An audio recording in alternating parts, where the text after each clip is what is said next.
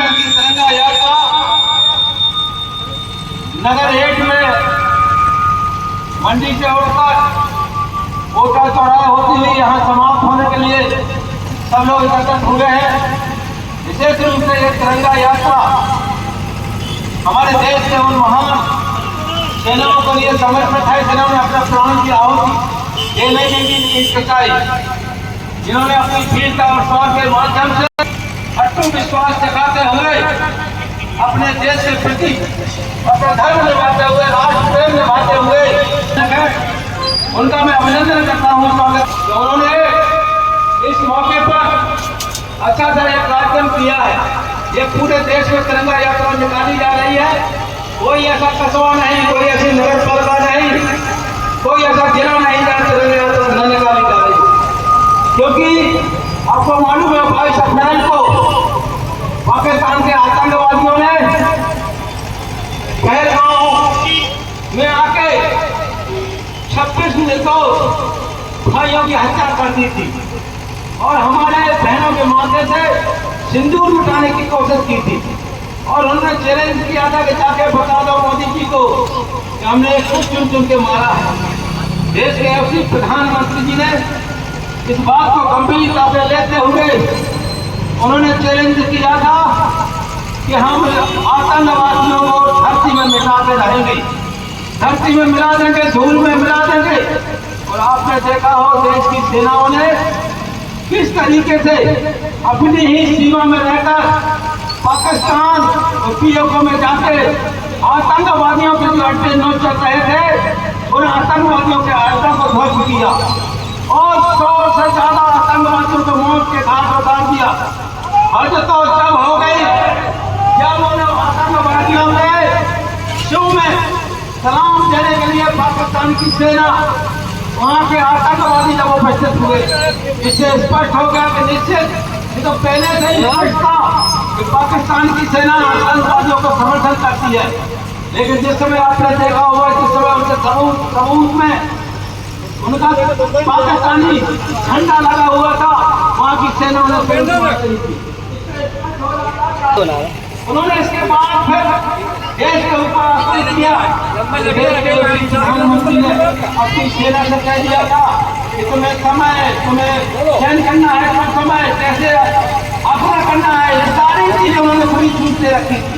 लेकिन देश की सेना ने अपने उनके को जितने भी विमान आ रहे थे, रॉकेट आ रहे थे, उन सबको सीमा के पार ही कराने का काम किया है। और यहाँ तक जिस तरीके से बुंदेलखंड लड़ती है, बुंदेलखंड में हम लोग आला उत्तर की कहानियों को सुना है। आला उत्तर के लड़ने जाते थे तो पहले वो दुश्मन से कहते थे 3 हाथ कर दो, और वो 3 हाथ करने के बाद अब कहते हैं हमारा बाढ़ स्वीकार करो। और इस बुंदेलखंड वासियों को मालूम है आला उत्तर जब बाढ़ करते थे तो पहले ही बाढ़ में उन्हें देश नाबूद कर दिया जाता था। इस तरीके से देश के उसी प्रधानमंत्री जी ने जब अपना एक बार किया उस बार से उनके जितने भी धन वे देश को ध्वस्त हो गए, सारी सेना उनकी स्तंभ रह गई। और यहाँ तक वहाँ की सेना के जो पीएम मामलों को सीपीएम में होते उनने आके भारत से गुहार लगाई। अब जो हो गया था हो गया, अब तो माफ करो, क्योंकि ब्रह्मोस की मिसाल ने जाकर वो परमाणु बम का हमेशा वो कहते थे परमाणु बम चला देंगे। भारत की सेना ने ब्रह्मोस अपनी मिसाल को छोड़कर जहाँ परमाणु बम रखा था उनका दरवाजा ही लॉक कर दिया, और दरवाजा ही लॉक नहीं किया। अभी भी कुछ खबरें आती हैं कि उनके जो परमाणु बम थे में कुछ लीकेज हो गया है, ऐसे विदेशी की कंपनियां आकर उस लीकेज को बंद करने का प्रयास कर रही हैं। तो मुझे मालूम है कि भारत ने जो प्रहार किया है ब्रह्मोस के द्वारा, जो वहाँ की परमाणु बम के ऊपर गिरा है, अगर किसी तरीके से लीकेज होता रहा तो पाकिस्तान का नामो निशान खत्म हो जाएगा।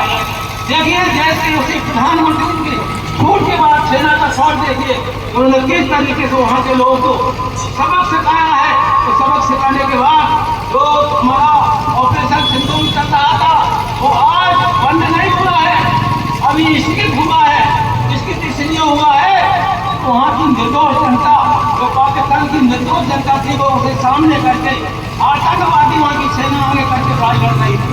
देश के प्रधानमंत्री कि लड़ाई पाकिस्तान के निर्दोष नागरिकों से नहीं है, वहाँ के आतंकवादियों से है, आतंकवादियों का समर्थन करने वालों से है, आतंकवादियों को पनाह देने वालों से है। इसलिए उन्होंने कुछ समय के लिए ऑपरेशन सिंदूर इसके किया है और उन्होंने चैलेंज किया है। हमने जो उनका जो संकल्प लिए थे वो संकल्प के साथ चालू रहेंगे और हम धोखे से भी अगर एक मिसाल आकर भारत की सीमा में हमें करती है तो मैं समझूंगा ये हमारी लड़ाई है, ये हमारा जंग है। जंग के लिए पूरी सेना तैयार है, सारी चीजें हैं। उन्होंने कह दिया है कि भूल से भी पाकिस्तान के द्वारा, आतंकवादियों के द्वारा एक भी छोटी मोटी घटनाएं होती है तो हम घर में घुसकर पाकिस्तान को मारेंगे। आपने देख लिया होगा इतने ही दिन में, मात्र 3 दिन में, मात्र 25 मिनट में किस तरह से आतंकवादियों के 9 अड्डे भर चुकी है, सैकड़ों लोगों को मैं घाट उतार दिया। किस तरीके से उन्होंने जो रनवे थे रनवे को ध्वस्त कर दिया। रनवे का मतलब होता है वहीं से जहाज उड़ते थे, वहीं से रॉकेट उनके उड़ते थे, सब ध्वस्त कर दिया। अब बरसों उन गड्ढों को देखकर रोते रहेंगे वहाँ के अधिकारी, वहाँ के आतंकवादी। इसलिए नगर जो एक में हमारी तिरंगा यात्रा निकाली है, नगर वासियों को मैं अपनी ओर से बहुत शुभकामनाएं देता हूँ और सेना को, सेना के ऊपर सेना के ऊपर मैं गर्व करता हूँ कि उनके आगे अच्छे अच्छे लोग खट्टे कर देते हैं। आज इन्हीं शब्दों के साथ मैं पुनः सभी का अभिनंदन करता हूँ, अपनी बात समाप्त करता हूँ। जय हिंद, जय भारत, जय वंदे मातरम।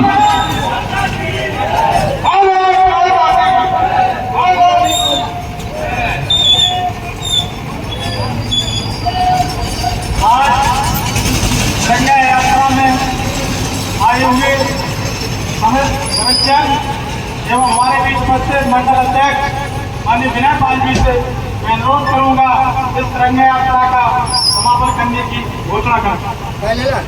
आज मंडल भव्य तिरंगा यात्रा निकाली गई है।